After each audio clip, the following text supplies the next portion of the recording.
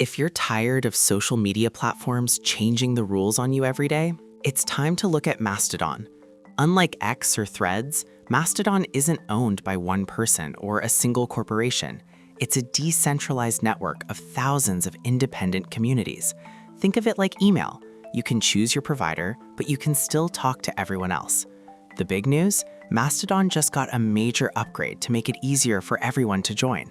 For a long time, the hardest part of Mastodon was figuring out where to start.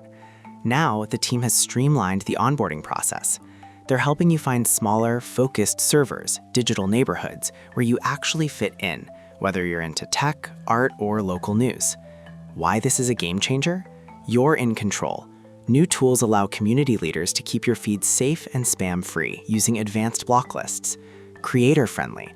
If you're a journalist or a writer, Mastodon's new profiles are designed to showcase your work, not just your latest post.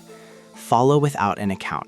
You can now follow your favorite creators via email notifications, making it easier than ever to stay connected without the pressure of a new app. The vision.